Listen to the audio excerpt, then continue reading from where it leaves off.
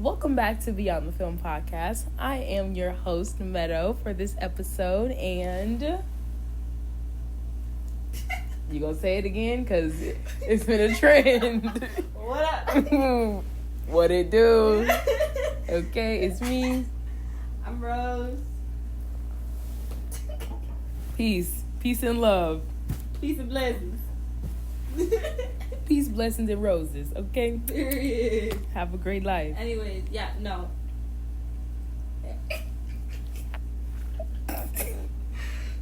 I can't do this with you. Okay.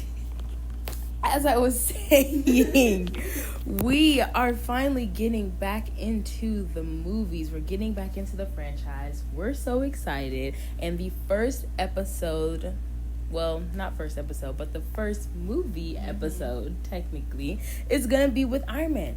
We are going through the phases in release order.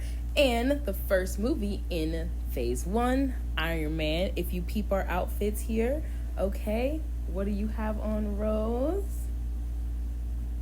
Red. Because, you know, this is a podcast, too, so people can't always see what we got on. Right. Sorry, listeners. I was like, What do you mean? They can obviously see. Not all of them. Okay, for our audio listeners, I'm wearing black pants with red stripes or whatever. Red and blue cardigan, and then I got a white tube top on, and I got some gold jewelry, a nice little heart necklace that probably can't even be seen here. We are making a TikTok, like an outfit of the day TikTok. So we're gonna start doing that. So yeah, tune in. Go follow our TikTok, ma'am.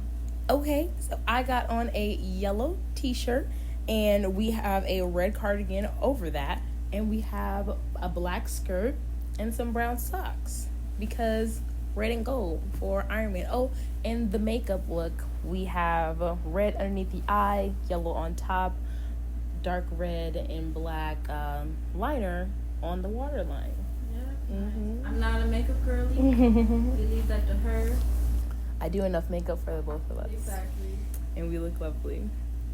Okay, so diving right into the movie, I always wonder why they started with the desert scene and the explosion and then cutting back to the 36 hours later. 36 hours earlier. And a part of me feels like, you know, they want to catch the attention. They want people to be like, dang, what's going on? Like, I need to see what's happening. Why is this exploding? And I'm not remembering correctly right now. Were the scene where he had the bag over his head and they're talking, was that before the cutback scene? Okay, right. That's what I thought. But when you think about the rest of the movie and you think about how, what is his name? Jebediah? Bro, I didn't know his name till like the last 20 minutes. No, literally, bro. I was like, homeboy. I just been calling him Baldy in my notes. I called them. And then once the Middle Eastern man was involved too, I was like, okay, white Baldy and brown Baldy. That's crazy. I'm sorry, I didn't know their names, and I don't know if that's bad to say. I don't think we ever got the other guy's name. The Afghanistan, the 10 rings. I was just about to say that. Surprise. That's the Easter egg right there. Okay, but. Yes, I'm going to just call him Jebediah because White Baldy, I like that better. Okay, so White Baldy, Mr. Hater Man, he did a whole switch. He did a whole 360, 36 hours 360. Boom, boom, boom kind of situation. Well, not 360, more like 180. He did a turnaround. He was pretending to, really be a support team, really be there for him, and the whole time he's setting up his death. Because let's start at the beginning of the movie. That is the beginning of the movie. No, we don't know that until the end of the movie. Yeah, but by this time, everybody should have already watched the movie. Let's because we're talking about it after we watched it. Like that flashback scene. That's what I'm saying. I'm go diving into why they started with the tank explosion in that scene and then cutting to the award ceremony. I was saying how that was kind of like What's that? Precursor? Yeah, I think that's the only word that came up to my head. Yeah, I was thinking of preface, but I don't know. it's okay. I don't really know what precursor means. Together, we can build a dictionary. I believe it. It'll be skinny little dictionary. Anyway, getting into the award ceremony, though, I could tell right away that how hard he was clapping. Jebediah, the white baldy, how hard he was clapping when the award was being talked about, and just talking about how Tony took over when he was 21. Like, I could see the jealousy in his claps. Like, he was clapping way too hard. Really? I didn't pay attention to that. See, in that scene, I was focused on like the narrator talking about Tony, because I didn't realize how smart this man was. This man graduated from MIT at 17. Okay. I never knew that. These 4 or 5 years of watching these movies, I never knew that. So yeah, that's what I was on. I was like, dang. Very intelligent man. Let me give him his flowers. Or whatever. And another thing that really stood out to me was how there was a video of him in the award ceremony, and he was saying how he's looking out for the looking out for America and her interests. I don't remember if it was him saying that or like the narrator of the video.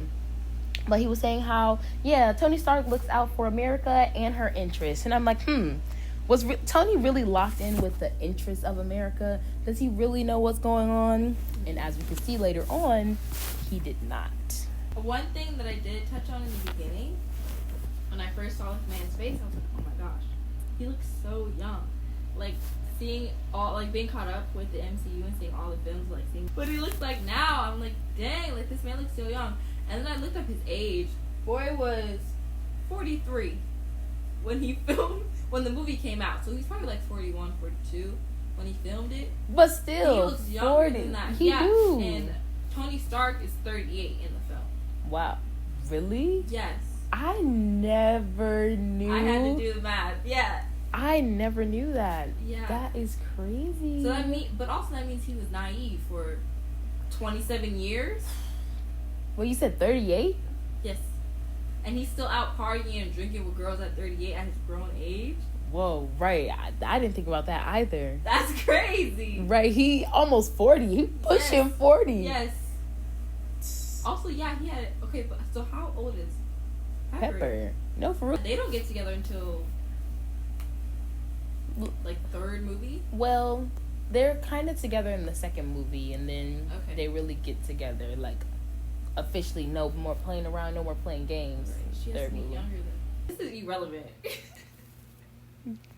Just the fact that they look young and they're actually not that young. Not that young. Their actors weren't young, and their characters weren't that young either. As young as they looked. Not saying that, being 38 is old or anything like that.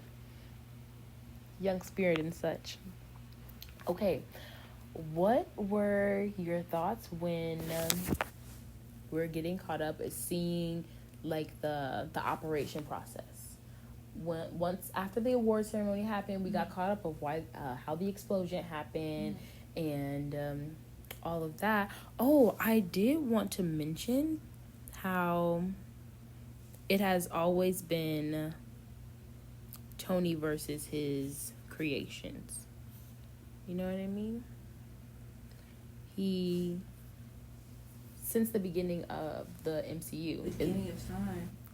The beginning of time. No, but the beginning of the MCU, like, this is the first movie of the MCU, right? So we really have to look at how this lays out the information for the rest of the movies. There's so many things in here that are done on purpose. Because, like, with the movie, everything is done on purpose. It's literally fabricated reality, especially with something like this where it makes you want to seem like it's IRL. So... seeing how Tony is getting attacked by his own weapons that he created. The irony. Exactly. The irony in Iron Man. But I will say, it's very interesting your look on it because, like, your Tony versus creations. Because what I wrote down was, like, I had to, like, the movie reminded me how lonely Tony actually is. And at one part I was like, wow, it's really just Tony and his creations. Like, that's all he has.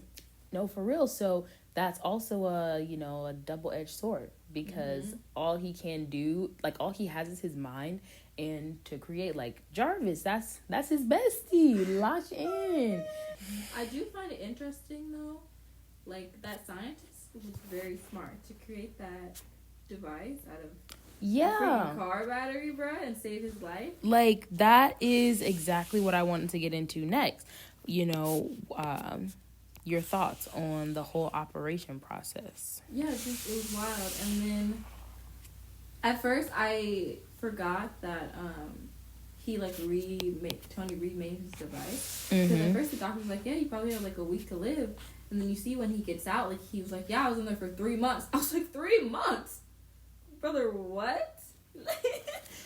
It seemed like 3 months. I don't remember the doctor saying that he only had 1 week left to live. Well, he was like, yeah, you got about a week. Well, or did Tony say? I think Tony said, he was like, yeah, I'm looking at about a week. And he was like, well, you better make it the best week ever. And that's when he got all serious and started making things. Yes, I remember that. But they had said that about because that's the deadline the man gave him. So you have a week to build me. Oh. Yeah. Or else, he was gonna die, but not because Yeah. Doc was like, I did that good. Okay? If you dying, it's not because of that. Like, locks in. Okay? Don't play with it. But, I wanted to know how the magnet was, adhered to his chest. No, yeah, it was so confusing because, like, it was just like hole. It was a hole in his chest, but then we also remember how, like, actual deeper our bodies are. But still, like, nonetheless, that's a foreign object in the body, like that. Like, I'm just cringing thinking about that. It's like just a hole. Yeah. It was but like see that, yeah, it doesn't, like, he made a bigger hole than was actually there because it was just a bullet wound. But we didn't see the wound. Yeah, but like a bullet isn't that big. But a bullet didn't shoot him in the chest. He got shrapnel in his chest because the bomb exploded right next to him. Yeah. So, and that's what. Also. What? That scene though, when the blood was going out. Like, you can tell this is like a 2008 film. No, literally. I was looking. I'm that? Bless their hearts. Bless their CGI. That's even so funny. Okay. Off topic though. Like, now when I see bad CGI, I'm like, bro, what are you doing? Especially like all this technology that we have. Big films, like big corporations, like, you can afford to have good Call CGI. them out. What's a movie? I don't know. But y'all know. When I see it, I'm like, bruh, you could have did better than that. Like, you're just being lazy. Or cheap. Are they in the studio, like the editing studio, be like, yeah. And then they've been looking at it for too long. They're and then like, they send it to press. They look at the big screen. They're like, I'm so sorry. I'm fired. Immediately. Imagine editing a movie. No. Oh my god. That's why there's a team of people for that thing. That's what the credits. Why they be so long? Because what? And also, I think that it's so cool though that, like, movie companies and stuff, like, they use Premiere Pro to edit their stuff too. We're editing our cute little podcast on there, and they're using it to make big time movies. Like, look at us go. We can make a movie. I think it'd be fun to make a short film. I think so too. Like, I don't want to edit it. That's fine. Just come up with the stories. Direct it. I will. Okay. Wonder Twins. We can do anything. Back to this movie. Yeah. But yeah, it was not a bullet. Because, okay, rewind a little bit. I was a little bit confused because I thought that he was valid. I'm like, he got the Kevlar vest on. No, he good. He was stupid. Whenever someone says, stay here, you're supposed to stay there. But, it's movie life. Whenever they say that, the first thing they're going to do is hop out the car. Okay. I find it also crazy, though. Sorry. No, please, go ahead. That everyone else died as soon as they left the car. But Tony, of course, because he's the main character, when he leaves the car, he miraculously lives. Well, also, I was going to say, though, if he was to stay in the car, what would have been his fate? He would have been shielded better by But the bombs and weapons, because he was hit just himself against the missile. yes. However, Or he though, could have blew up on Con Fire. correct. And also, once, like, the shot that killed the person who was supposed to stay in the car with him, those bullets... He also didn't stay in the car. Correct. Because all his comrades died, so he's like, I gotta get out and protect. You should have got in the front seat and drove away. Low key. Roll credits. But...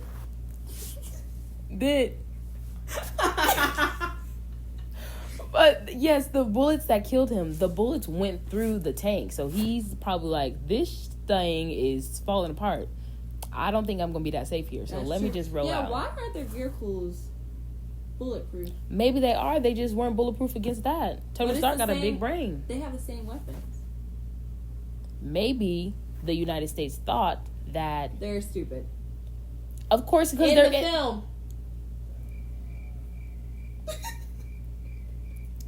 I'm going to put crickets right there, too. Is it just in the film? You can't say that. They're going to come for us. In the film, for legal purposes. Do you know how the government works? I don't. If I say it's for legal purposes, they can't get me. That's how that works. I Straight don't to know camera. about that. Anyway, yes. I don't even know. But the bullet point that we were on was about the thing staying in his chest. Right. Because we're talking about the size of the hole. Yeah, it's attached to something though. Like it's attached to one of his like what's it? Arteries. Arteries. Is it attached to an artery? Yes, because when Pepper was taking thing out, and then she was putting it back in, girl. Yes, I don't know mechanic. He do need a mechanic to work on that thing. I'm no surgeon. Sure. I was thinking about that because the point of the device is to be a magnet to keep the shrapnel from entering his heart, because the bomb that blew up to him, that was the purpose of it. It explodes and it shoots shrapnel everywhere and it kills you. And basically, the doctor man, I'm just calling him Dr. Y because I know that his name starts with a Y. I just don't remember what it is. Jensen. Okay. Dr. Jensen was saying how these things, it basically makes you a walking dead man because you get hit with it and you may live. However, those little tiny pieces of shrapnel, they travel through your body, they cut stuff up, they cut important things, and then boom, all of a sudden you're dead. And so the purpose of the magnet, to keep that stuff away from his heart. So I was thinking that when she took that thing out, whatever happened, something happened, and then all of a sudden the shrapnel started getting close to that heart and about to die. I completely skip past that part when I first watched the movie, because the little thing says proof that Tony Stark has a heart, so in my brain it's like, oh, this is to keep his heart beating. And so, even watching this now, I completely forgot that. I didn't even know it was a magnet. Not that I forgot. I didn't know that it was a magnet to keep the stuff away.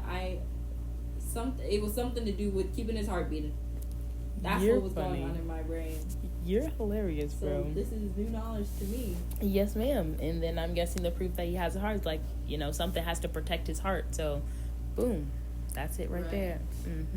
When I ordered my shirt that lights up, it came with a bracelet that has that on there. That's cute. It's pretty cute. Wear a bracelet. You should have wore that. I probably should have. It's over there. Not today when you wore the shirt. Oh. Moving on. Side note from that last bullet point. How did he shower with that hole in his chest? That's what I want to know. Well, it's not electricity. He keeps it in. Well, I know that he keeps it in. I'm just saying, I wonder how his showers look. What was the first shower like for him? Was he scared that he was going to electrocute himself? I would love to see a little short of that. We don't see him get wet. Maybe he doesn't shower. Ooh, maybe he dirty. What if they all stank? I bet New York, I bet the New York streets after Avengers was funky. Hulk going around his big nasty armpits. What if Hulk smells the best out of all of them? What if he smelled like, what's something green that smelled good? You know, the only one I've seen fresh cut grass was Natasha and Hawkeye and Doctor Strange. I don't remember Doctor Strange. I remember Hawkeye and I remember Natasha. But you know, Hawkeye, he got a wife. He can't be out here smelling stanky. That's right. He got a girl. He got a girl and kids back home. Okay, how you think he got them kids? Not smelling nasty. Exactly. Unless she smell nasty too, and they're just a nasty stinking household. Spoiler. That he got a wife? That's not a spoiler. We know that in the first time he appears. We do? We gonna find out. We will. We gonna find out at the end of the season. You're funny. Okay. So, moving forward, and he's getting everything all perfected, right? Do you have anything to say about that sequence of time when he was working on the perfection of the suit? Oh, I will say, I did like a little note, like when we were talking about how when you're watching movies and everything purposeful. When we first see, what did you call him? The brown baldy? Yes. When you first see the brown baldy, I died laughing because this first scene, it zooms in on his face out of nowhere. He's like, I was like, who is this man? Like, is he first on the call sheet or something? Like, why is he important? And then turns out, Homeboy's the leader. Like, he's leader 10 rings man. Because he has another zoom in before they introduce who he really is when he's outside. He's standing up there, the same little look. Because he's serious, okay? He's serious about murder and terrorism.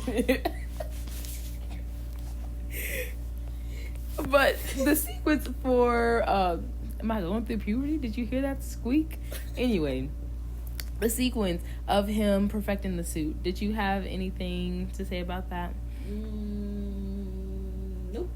Okay, so I wanted to talk about how heavy the steps were in that suit. Like, donk.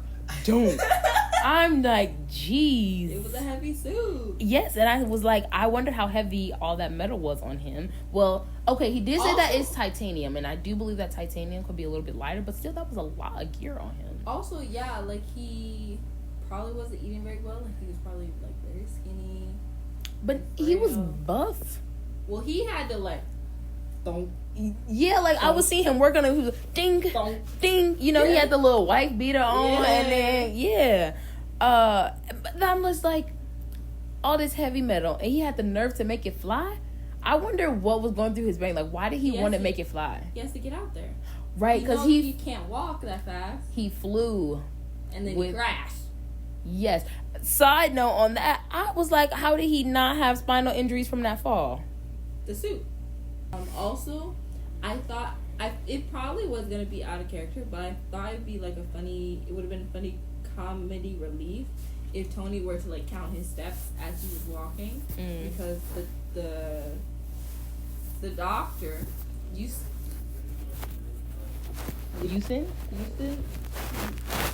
Jensen. I want to call him Yusuf. Me too, but that's... Jensen was like, yeah, remember how many steps? Like 32, 33. Right, like down the hall to the left. I thought it would have been funny for him to be like 1, 2, as he was walking down. But... Also, after the fall, and he's walking through the desert, he did not have to walk through... He walked through the desert for like maybe 15 minutes per se that we didn't see on screen. And then boom, the helicopter's flying over his head coming to save him. How did they know where he was? Well, they were looking for what? 3 That's months. true. That's true. I forgot about that part. Yeah, they're coming. They're looking for you. They're looking for you, Tony. I will say the doctor's storyline is so sad. Like how when in the beginning he was like, "Yeah, what are you gonna do?" He's like, "I'm gonna get out of here and go see my family." Whole time family is dead. And he know he finna die. He was ready. he was ready and he was willing. It's like, yeah, I'm going to see my family. Man, he said this was always the plan. How, like, R.I.P. Mr. Houston, Dr. Jensen. Also note, sorry if this offends anybody, every white main character always has their POC side character savior man. I'll save the day. I'll go first. I'll give you more time, bruh. Like, come on, bro. And they always die. Always gotta have that POC, or just like that POC. Most times, black best friend. Mm-hmm. That's comedy relief, guidance, freaking mystical knowledge. Like, I'm glad that. I don't even want to say that. I'm gonna just keep that to myself. Wait, say what? I was just gonna say, I'm glad how magical they can see that we are, but then they still treat us crazily because they know what. We're just here to help guide them. We're not here to be the star of the show. Anywho, so the acronym for SHIELD. I never knew what the acronym for SHIELD was. Did you write it down? No. Girl, yep. Strategic Homeland Intervention Enforcement and Logistics Division. Yeah. Whatever that means. Yeah. Only thing I wrote down was like, oh, this is the first introduction to SHIELD. Oh, we forgot to note, if you're watching along with us for the first time, just a little thing to put in your back of your head as we're watching the films. Excuse me. Burp. Pay attention to the flag. Oh my god, the flag in the back when Tony is captured with the bag over his head, and 10 rings. Because they'll come up again. Mm-hmm. Wink. Speaking of some Easter eggs, I do want to speak on some that I completely forgot to mention when we were talking about the beginning of the movie. But I did mention Tony versus his creations and how that always is, and you just mentioned the 10 rings. 10 rings. The 10 rings. With the press conference right after he came back, and then that's when we got introduced to SHIELD. That also,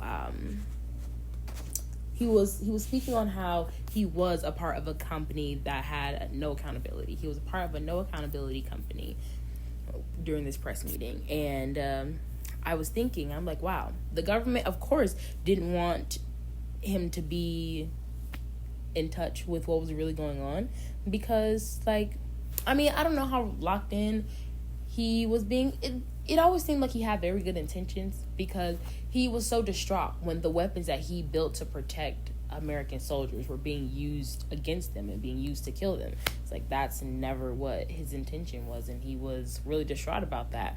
But I'm like, of course they didn't want him to have any idea about what was really going on, because they want to keep him in the dark. But I'm like, now, thinking about it now, was it really the government, or was it really Jebediah, Mr. White Baldy? Yeah, I was going to say, we should keep in mind that it was White Baldy who was selling the weapons, not the government, because if it was the government, Tony would have cut off Rhodey. I don't think Rhodey knew about it. No, not the government dealing to the other side. Oh. I was just saying, like, what other government things could be happening and being used with his weapons and things and such, things that he wouldn't approve of. Kind of. I think he wouldn't care if it was like, if it was the U.S. doing whatever else. Like, I feel he was like very patriotic. Yeah, I love that sound effect. But it was the finding out, like, oh, we're giving it to these terrorists, other Middle Eastern people. I don't think I really like that stereotype, but either side. Well, not all definitely not saying that all Middle East terrorists. Just that group was a group of terrorists that were terrorizing other citizens in the Middle East. Yeah. He didn't write it. I said we didn't write it. We didn't. We just talking about it. So moving forward, you know, Tony has this idea. I don't want to sell weapons no more. Like, I really need to figure out what my vision is. Like, I know what my vision is for this company. It's not this, so I need to realign my goals and see what's going on. He reached out to Rhodey, you know, tried to pick his brain about what was going on. And he was kind of really basing if he could trust them or not on their reaction to him saying, I don't want to deal weapons anymore. So when he reached out to Rhodey, and Rhodey's like, you need to get some rest. You just need to think about what's going on. You first he thought that he was coming there to talk to him about making some more weapons. He's like, no, like that's not what I'm thinking of. Trying to put him on game about the Iron Man project. But he saw how he reacted and kind of just shut that down and was like, And then the next scene right after that, he's working on the Iron Man project. He's like, yeah, Jarvis, put this on my private server. I don't know who I can trust yet. My private server. That's crazy how many servers he must have. The one character that I love in the Iron Man movies is Jarvis. I did like Happy before we got all the way in like the Spider-Man stuff. Spoiler. I like Happy when they give him character. In this movie, he's just the security guard. Like, he's not really. I wonder how much development did they know these characters are going to have at the beginning of this movie? Like, did they know that Jarvis was going to become Vision? Did they know that Happy was going to have this They had to have, because the voice of Jarvis is the character that plays Vision. Well, yeah, I mean, but like... So to cast him in 2007, 2006 for a film that's going to come out whenever Age of Ultron came out, like... I don't know. I mean, possibly they could have been thinking about that. 7 movies later. But they also could have just liked his voice, and it just makes sense. Well, you could like his voice, but he could have been a terrible actor, you know? He still has to be a good on-camera actor. All he did was speak into a mic. That's true, too. So I feel like at least for the Infinity Saga, especially with all the end credit scenes and like all the Easter eggs, like the 10 rings, all the way in the Infinity Saga that we don't see until the next saga, like, and these are also like comics, like we have to keep in mind, like, right, like they already have those already out, so they're just putting it into IRL. Yeah, form. that's very, very, very, very, very true. Very true, very true. Can we note real quick the interviewer? This is another reason that I could tell it's a 2008 film, because like when she's first introduced in the flashback or whatever, she's like this hard girl who's coming to like intimidate Stark and like, hey, like, did you know you're selling these weapons, yada yada yada. And then they get together and she becomes this prissy little blonde like girl. Like when she's with Pepper, she's like petty and yada yada. And then she goes back to being like this hard A-word to Stark. Like, I don't like the character development for her. Like, why did they have that switch? Like, why didn't they just stick with the strong, independent interviewer lady? Her duality. Maybe she just wanted to end. I don't know people's motives. But people are weird IRL, so, you know. I didn't like it. Maybe that's how they are out there in Hollywood. No, it just... You ain't never been in California. You don't know. How do you know that? It just gave me the vibe of, like, how they saw women at the time. Especially, like, when we first... All the films that Natasha or Scarlett Johansson did that were directed by men, you can see the difference between how her character was shot, the photos that she did, versus her first film that was directed by a woman. Like, you can see the difference in how... Like, are you saying Black Widow was directed by a lady? Oh, yeah. Okay. You see the difference in how over-sexualized or, like, how male directors view a woman character versus how a woman would portray that character. So I feel like if it was a woman writer or a woman, she wouldn't have that switch petty little, like, nastiness, you know? They would have just been continuity, chilling. Fire and Pepper. Her would be like, all right, here's your clothes, get out. She'd be like, all right. I mean, but girls are like that in real life. Girls do act nasty and petty towards each other IRL. Yeah, but if it was been, like, consistent.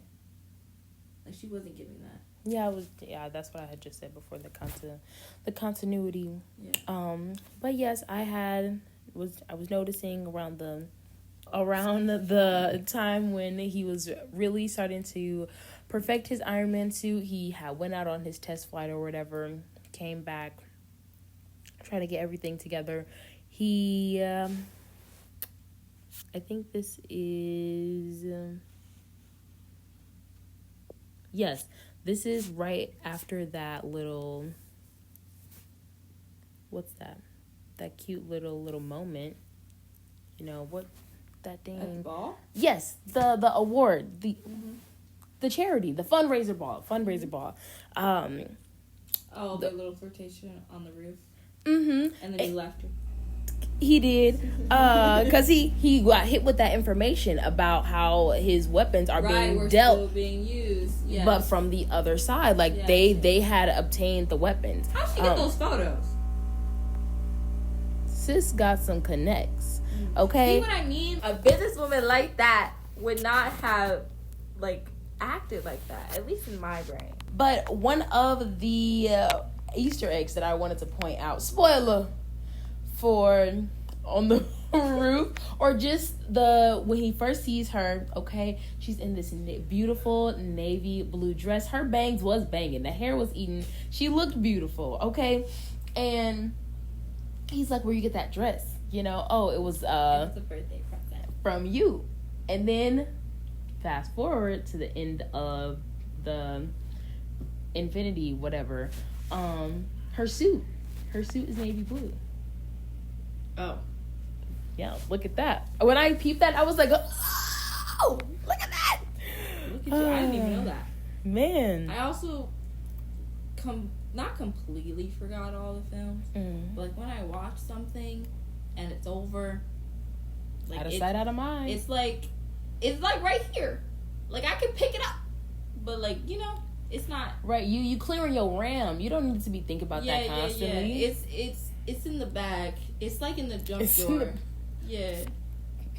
A faithful junk drawer. Yeah. So it was nice because I kind of like knew what was gonna happen, but it's kind of like I was watching it for the first time in sorts. Samesies. Another side note, a little bit previous before that portion of the movie, when he took his test flight and his suit had iced over, Jarvis had suggested making a suit for different planets. I was like, that's important. This is important.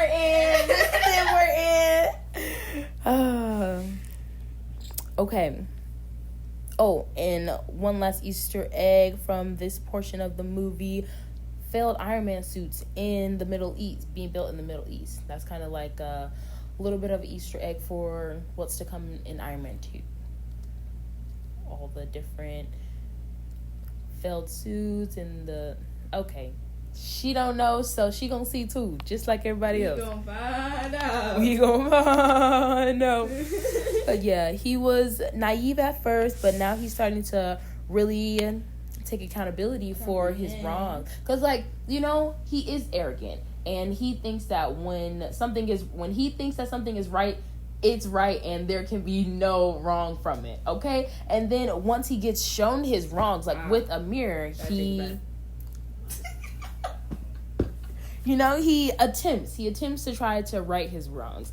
And like once he found out about the weapons being used on the other side, he's like, oh my goodness. He's watching the news, like really deep diving into the information while he is fixing up his suit to go, you know, go make a change. Like he's like, okay, y'all want to play games? I'm gonna go up there myself and be like, stop this right now. How did he get the coordinates for that location? That's what I want to know. Well, he's a genius. Same with Obi though. I do feel like part of it was kind of like guilt, like absolutely guilt mixed with like revenge and type stuff.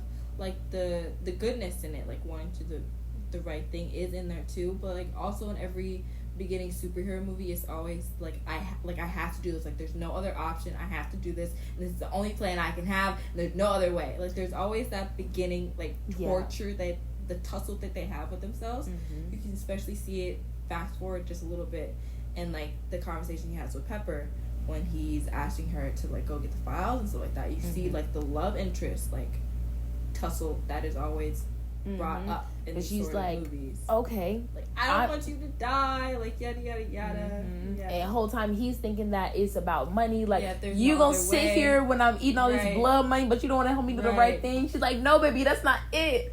I love you. That's how it was. I don't know what Iron Man you was watching, but that's the one I was watching. Let me check that library DVD because I don't think it's right. It's recorded over. All of a sudden, I just see it switch to these random bootleg actors. I'm like, hey, yo, what's going on? I do feel like this is a great chance for me to acknowledge my dislike. Don't worry, your eyes at me. Iron Man, Mr. Tony Stark. Mr. Tony Stark, Robert Downey Jr. Well, all of it. Robert is a different person. I will say though, watching this back, maybe I don't want to call it hatred. Maybe my dislike came disdain. From other movies. But I feel like, also sorry if I offend anyone, I feel like the reason I don't like Iron Man is simply the fact that I can't relate to him. Like he's a rich white male with privilege. Why would I root for that character? Like, I don't have. Why would I like? Yeah, there's so many qualities about him that just like have negative connotations to them. Yeah, and like you said, especially that you don't being me, who I am, as you can visually see, a complete opposite of what we were talking about with Tony, and But also, like you were saying, he's arrogant and narcissistic, and he's a liar, and he's 38 years old, partying in the club, having one night stands, getting drunk, doesn't know what's happening with his weapons, you know. But I will say one thing that irresponsible. Irresponsible with his knowledge, and but it's kind of messed up because he was never really taught how to be responsible with his knowledge. Yes, and like he was still like a teenager when his daddy died, but 21. So see, exactly, even further, adolescence. He was an adolescent when his parents died, and even before that, though, it's not like he was in a very mentally nurturing yes environment. Like, yes, of course, for learning and like being smart, but as for emotional regulation and like critical thinking about things that aren't just engines, and just not being an engineer. He was like, his engineer brain was tended to very nicely, but the other parts of his brain were not. I will say though, I also noted how like he doesn't have a father. It's never said that. What's his name? Is his name Jebediah? White Baldy. It's never said that White Baldy is like a father figure to him, but you can definitely see the similarities before Tony goes to his experience that they have together, and how like they think alike. So of course, like it's obvious White Baldy is a bad guy. He has bad qualities. So like that they're translated into Tony because he was there when his prefrontal cortex fully developed. And how old did you say he was? 31. Well, no, like in the Iron Man movie at 38. That time, 38. So that's 17 years together. And like we were saying, White Baldy, bad influence on him for the main part of his life, for, getting out of adolescence and actually becoming an adult. And so when you're around like early 30s, that's when you start establishing habits that you're going to have for the rest of your life. And so if old boy is kind of just sheltering him, making sure he stays inebriated, stays full with girls, so he's not needing to mind inebriated. Yeah. Oh, I don't know what that meant. So he doesn't, mind the company's business. He's like, keep doing all this over here so I can keep doing this over here on this. You know what I'm saying? And once he, it took him a very big, a very rude awakening. You know. Almost. A near-death experience, God really had to put their hands on him. Usually what gets you. Wake up! Yeah. And he woke up and, he did go to sleep, but he went to sleep standing on business. Spoiler. So when he went to go save everybody, he went to go, stop the genocide that was happening. I forgot what country they were saying. It started with a G. It was a small. I didn't look it up. I just know it started with a G. I didn't look it up either. Oh. I was just saying it was a small town. Okay, anyway, though, the man that he had, when he first landed, someone had pointed a gun at him. He punched the man in the stomach and shot him towards the wall, dead. Like, immediately. You punched this man so hard in the abdomen that he flew in the air, caught air, feet into the air. He had to be dead on the punch. And then he smacked the wall.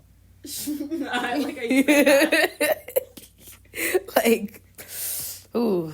See, I didn't pay attention to that. This was the moment that I almost shed a tear because he saved the families or whatever, and the dad and the little boy ran over like, Papa. No, Papa. For real. I was like, here it goes. No, I was thinking, I'm like, dang, there's probably a little boy thinking like, you couldn't have got here 20 minutes earlier when they killed my daddy. What about my daddy? Like, what about my daddy? Dang. And he was trying to call his boss. Yank. He's all yours. Got his booty. They was in the ghetto, all right. Man, God bless. And so at the time, we didn't know what it was that he had hit Brown Baldy with when they were discussing in the cave, having a disagreement about the thing. He's like, yeah, give me these suits and I'll do as many favors as you want. Right. Yeah, that came out of nowhere. Like the alliance, the allegiance. They was like... before we get to that though, can we talk about like how... Okay, no. You can do that first. But basically, he set up Tony to get murdered. He set crazy draw jobs frozen in my seat. I was like, it's that deep? You gotta commit felonies? Like, I was like, okay, like, you want to sell weapons or whatever. He was like, no, I want him dead. Like, dang, hateration. You've been hating since boy was 21. Hater. Not earlier than that, because he was working with his father. And he knew the company was going to go to Tony. So it was since birth. Oh, you having babies now? Oh, I see what it is. Plotting this man death right now. Crazy. But yes, he hit him with something, kind of a spoiler, but I called it the sickness because I didn't know what he had did to him at the time. I don't think they did. They talk about what it did a little bit later. No, I mean like a name.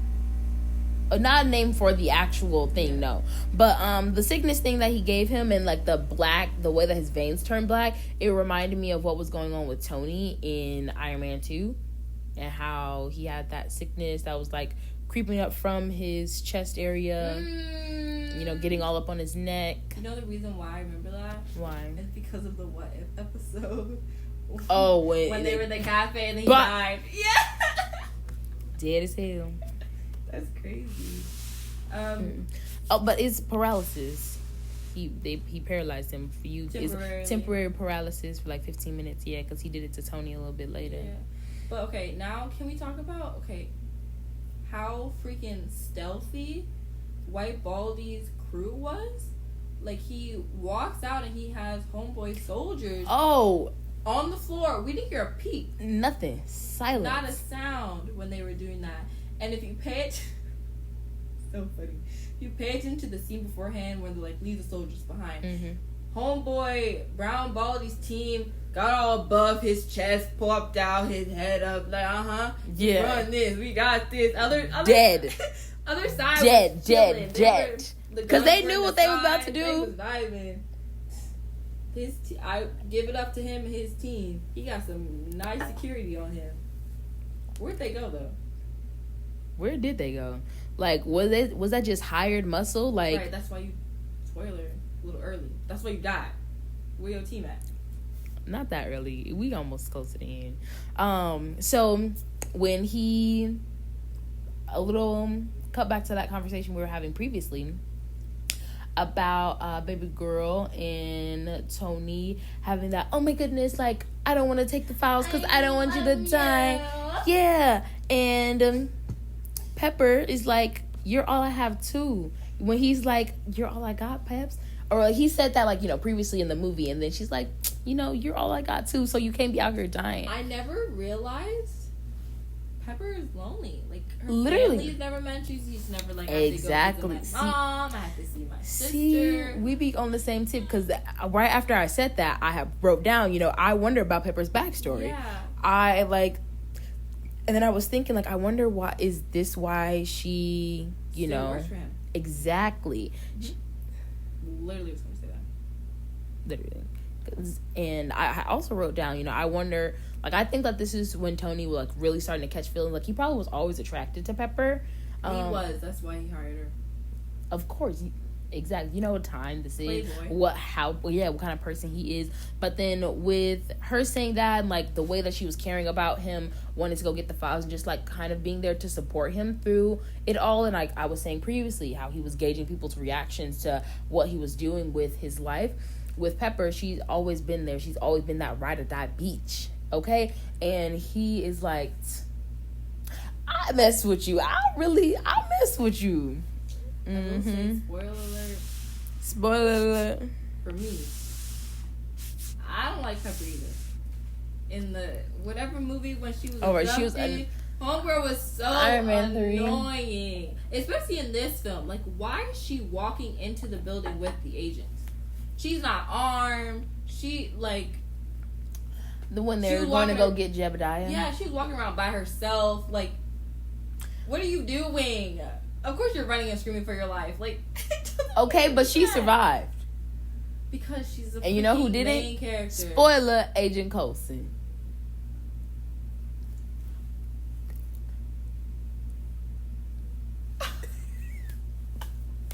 I want you to keep that silence in. What the heck? Spoiler alert, he comes back alive in Agents of S.H.I.E.L.D. Ha ha ha. Jesus Christ. That was so mean. I was just saying. Because Avengers That's was... because he not her baby daddy, baby mama. Damn. Not too much. Because she not his baby daddy, baby mama. What does that even mean?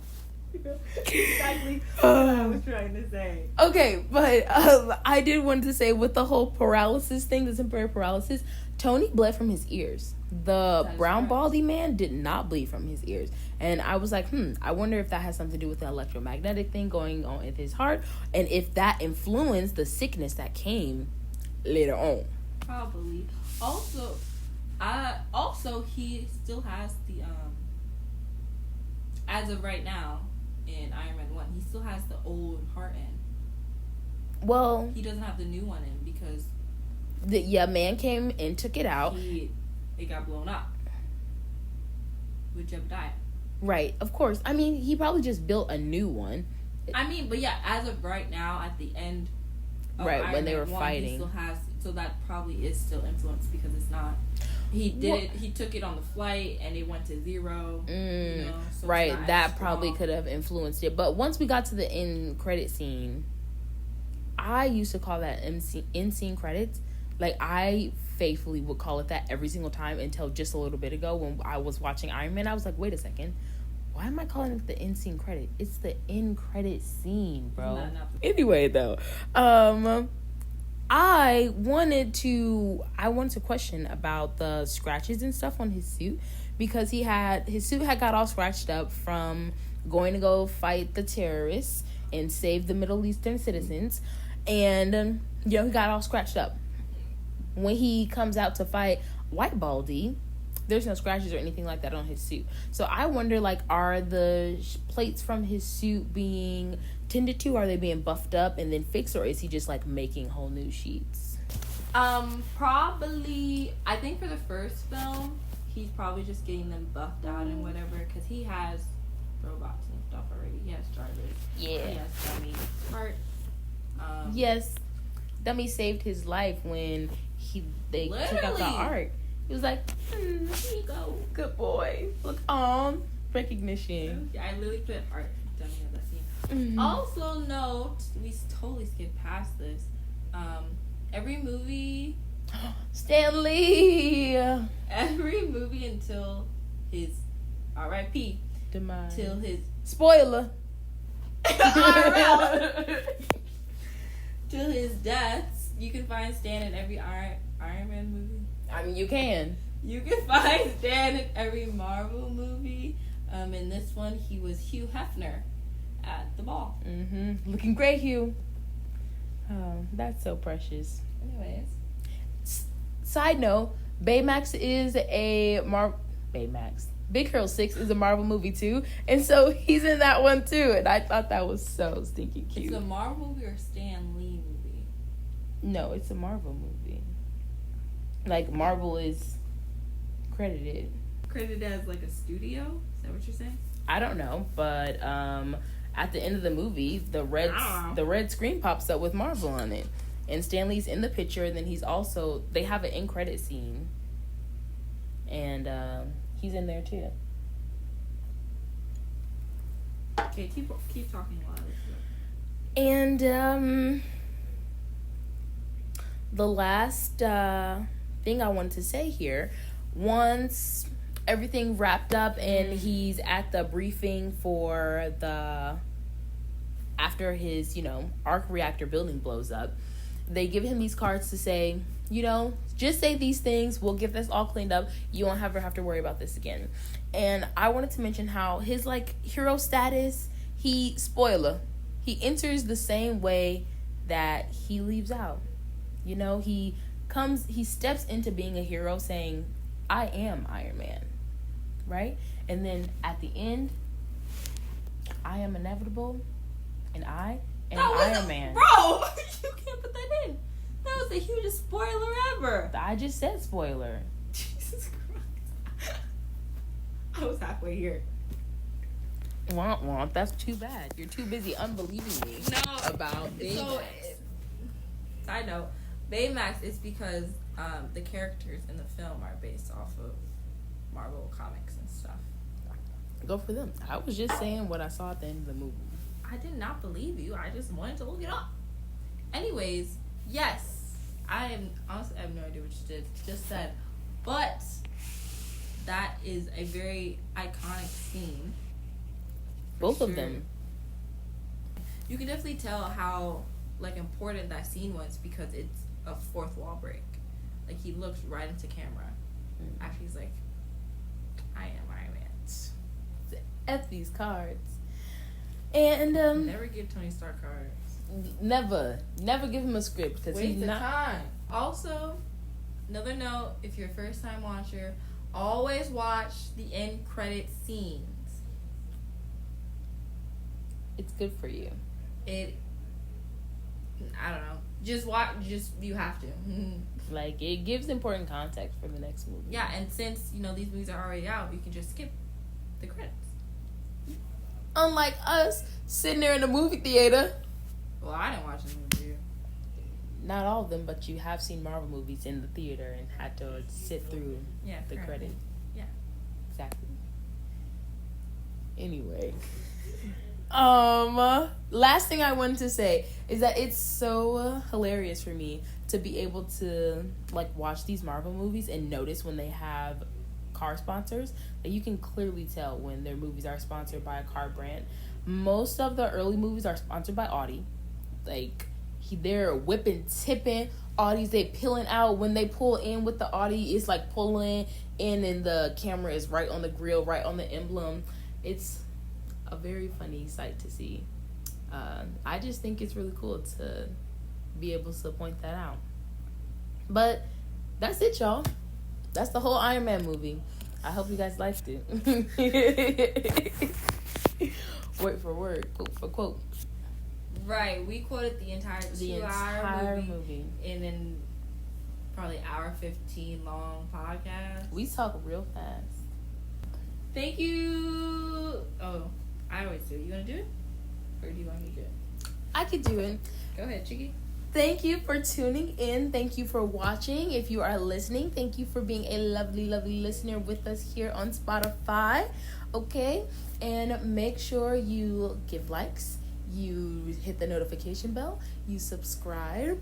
Please comment down below what you thought of the Iron Man movie. Please answer questions down below. If you have any Easter eggs that you saw that we didn't point out, please let us know as well. Interact, let us know what you thought.